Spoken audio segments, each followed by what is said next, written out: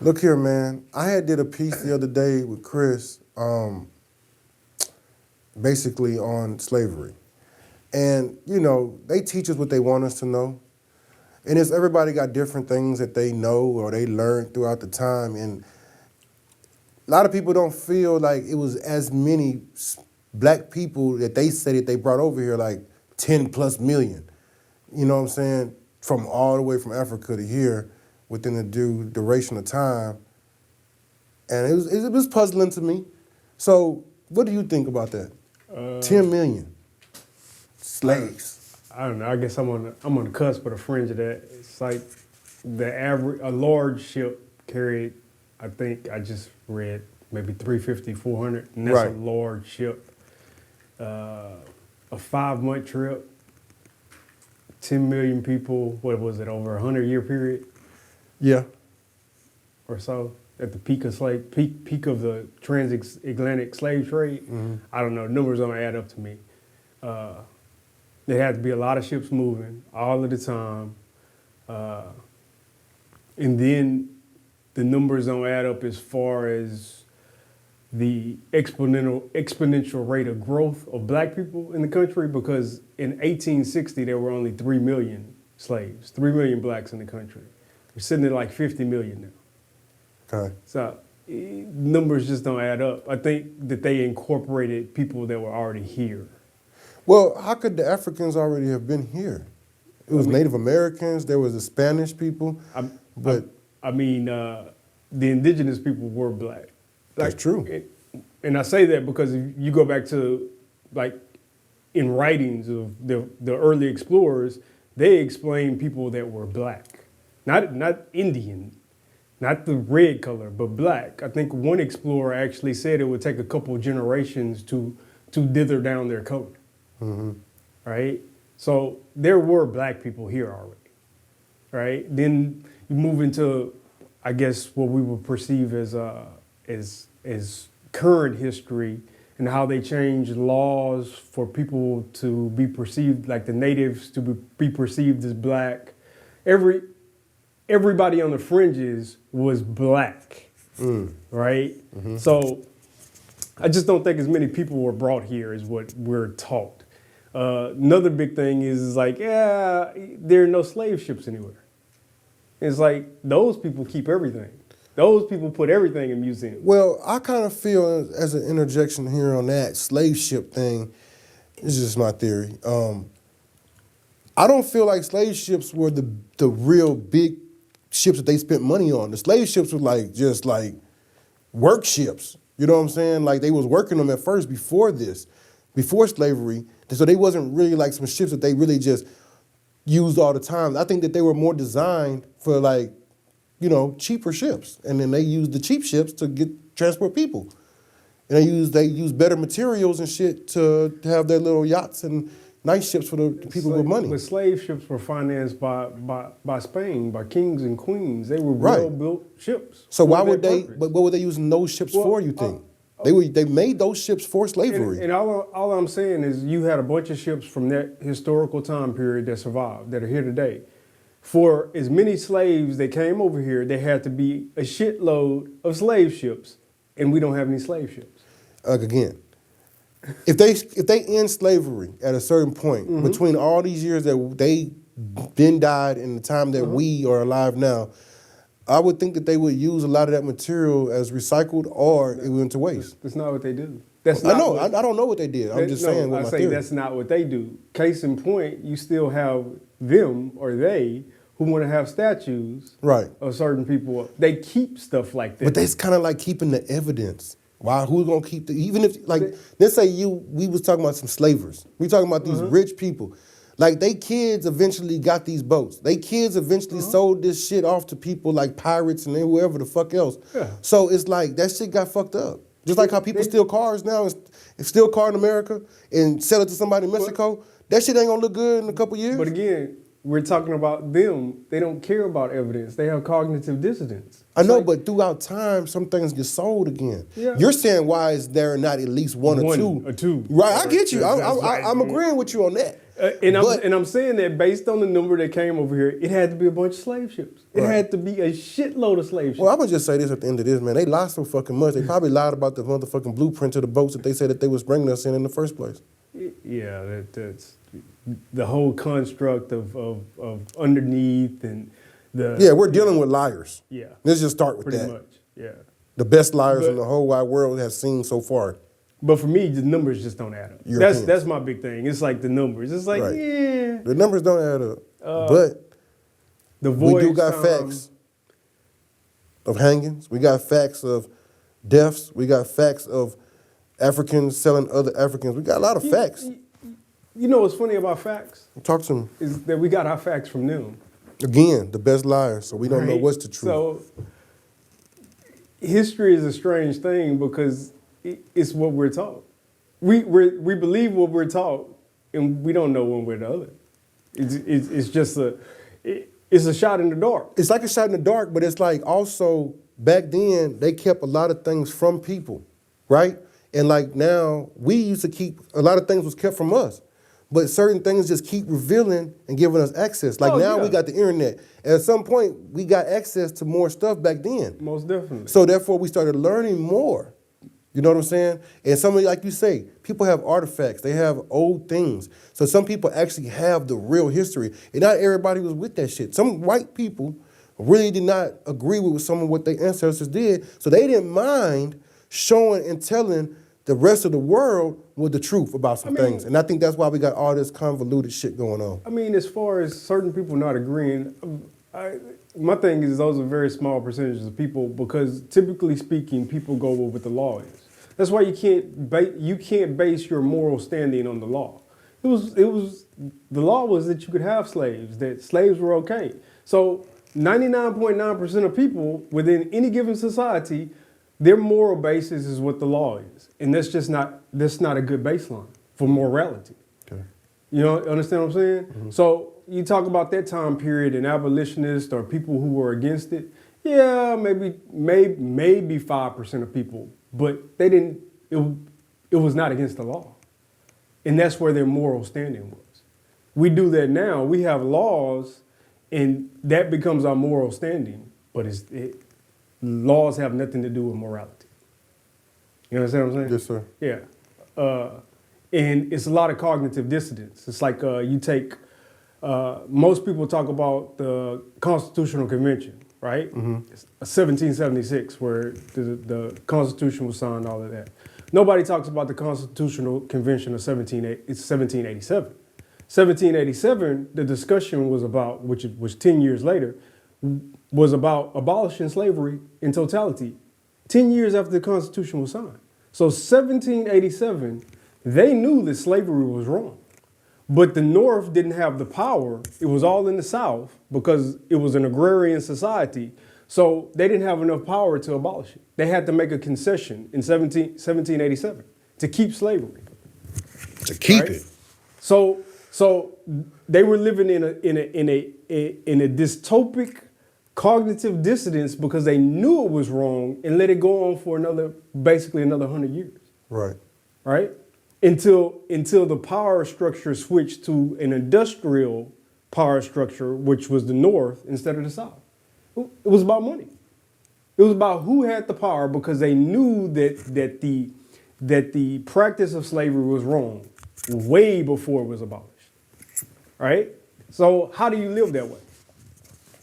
How do you live that way, understanding that something is wrong, but since it's the law, I don't know. It's like, I guess, how judges feel when they do cocaine. I guess.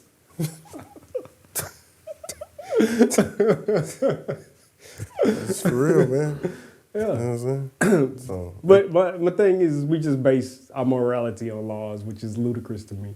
right. It's like I'm a firm believer that I'm a firm believer that 99.9% of people understand the moral standings of right and wrong, and I don't like to use the word right and wrong within the context of everyday life and things that go on. I like to say correct and incorrect because when you say right and wrong, basically you're putting yourself in the position of God. I'm not God.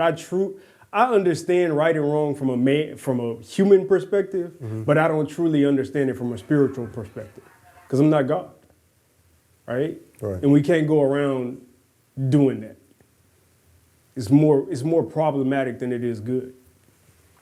So we do correct things and we do incorrect things for the society and the paradigm that we live in, right? I can't say specifically something is right or something is wrong. Right. You know, it's funny, African Americans are in this very precarious and strange position where it's almost like we had the best of both worlds. We're black and we were raised in the capitalist system. So essentially, we're in a position where we can go anywhere in the world and make money, but we don't. Not that we don't as much as we should. Right. Because we're Americans, right? And I hate to say it, but Americans have privilege everywhere, right? We can go back to Africa and make shitloads of money because we're Americans, and our jobs that we have here making $40,000, $50,000, $60,000 a year.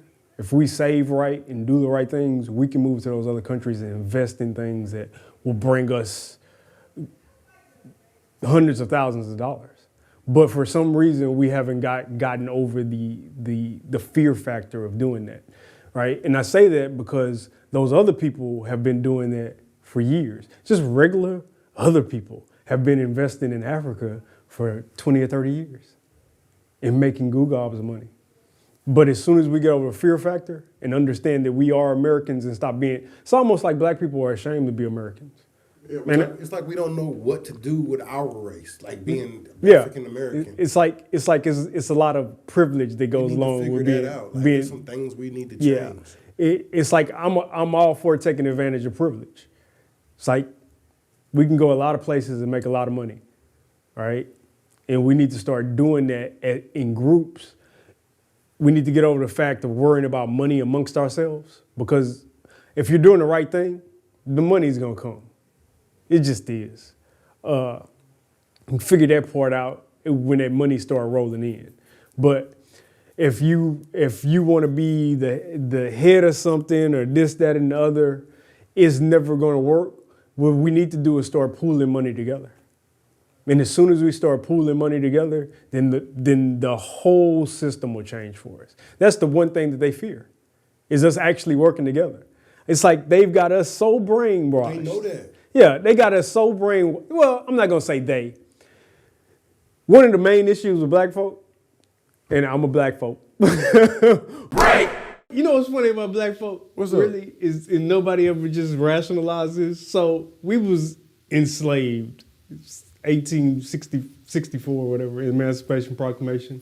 Then I consider, because of the black codes, I consider Jim Crow slavery also. If you're a second-class citizen, you are a fucking slave, right?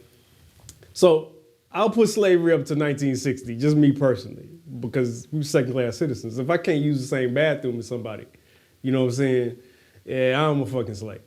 So essentially, we've been out of slavery since 1960. What is that? 40, 60 years? So in all of 60 years, right? And even before 60 years, it took black people only 60 years to essentially catch up. We got fucking black billionaires. Yeah, we do. Right? We got a shitload of black millionaires. Only 60 years. And it's like, we started, like, they shot the gun and we were sitting in the fucking bleachers. Right? We wasn't even in the race. And it only took us 60 years. Right? In the most productive time for black people, and people will dispute this, but the most productive time was Reconstruction. Most people don't realize that. You're familiar with Reconstruction. Right after slavery ended, right, when we were set out on our own. We actually did better than any other population in this country as far as building and education.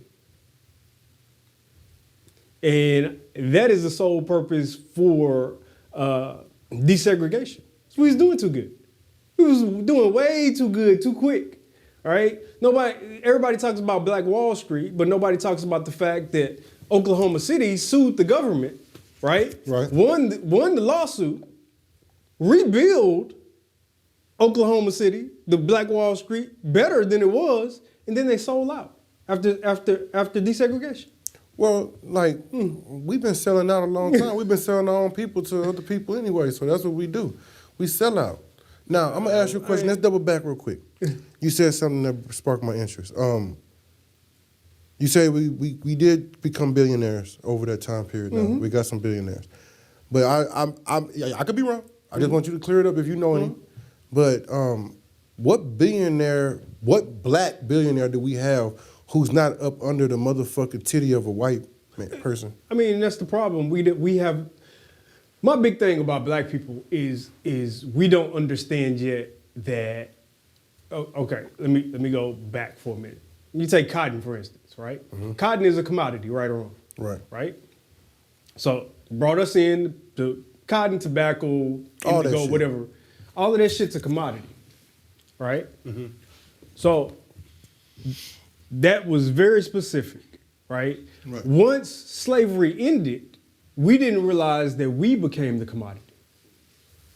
Right? Black people are the actual commodity. Damn, that's real. For I didn't ever think like that. For the industry. We are the commodity. Right? Now. And they use us as a commodity, but we have not wised up to the fact that we're the commodity. Once we figure out we're the commodity and start monetizing and doing things for ourselves because we are the thing that is wanted, right? We're never gonna get it. We're never truly gonna get anywhere. And I say all that to say we haven't built anything of our own as far as true industry in this country. We just haven't realized that we are the commodity. Once we realize we're the commodity, then the game is gonna change. It's like that's what we need to start realizing. It's like talking about the NBA, how we talk about it, like nigga could just make your own league. We the players that make the league run for real. Right. Take us out the league, there's this bland ass NBA. It's like we can go build this shit on our own. Like how black people like to say that everything is predicated on us. Yeah, it is. For the most everything American. Right? Music, film, all of this shit is predicated on us because people gravitate toward us. We're still entertaining them. Yeah, and the thing is we not only entertain, we have the capacity to learn the back end of things and produce and do things better, right? Our storytelling, the way that we're perceived is so much more detailed and intricate and interesting than anything else ever produced in this world. But we don't understand how to monetize that yet. Because we didn't initially build those big corporate structures. And as soon as we figure out how to build those big corporate structures the right way, then we're pretty much unstoppable. But we're going through this phase, we're getting out of this phase now. So 70s, 80s, 90s, everybody wanted to be in front of the fucking camera, right? Now we're transitioning to the point where it's like, the money is behind the fucking camera. The money's in building the business and being the CEO now. Don't nobody need to know my name. Don't nobody need to. It's like the money is behind the scenes, right? Because you're dictating what is done with the commodity, right? When you are the commodity, you don't have a choice in what is done. So we're starting to figure that part out, right? Because for a long time, everybody wanted to be seen. They wanted to be heard, but no, that's not where it is. It's behind the scenes, right? That's where you make the money at, right? I've always said, it's so many industries out there that are simple industries that we don't have a foothold in. Something as simple as making fucking underwear and t-shirts. Like actually just making that shit, right? A black-owned company like Fruit of the Loom, right? You think about that as just a t-shirt and underwear, but that's $1 billion fucking business, right? It's little things that we don't think. A black-owned company that corners the black market in making toilet tissue. They're billionaires. It's little shit. It's not sexy, but it's gonna make you $1 billion if you build it as a true business corporation. It's like A shitload of paper goods are sold in this country. Why don't we have a paper goods company, right? Just little things, but it's not sexy. But we're getting to the point where we're starting to understand, oh, okay, this is money. Like, let me build a company that's on the stock exchange, right? As a matter of fact, let us build companies so we can start our own stock exchange, because we can do that. There's nothing stopping us from doing that. And we're transitioning exponentially to those points, right? And it almost happened overnight. Break!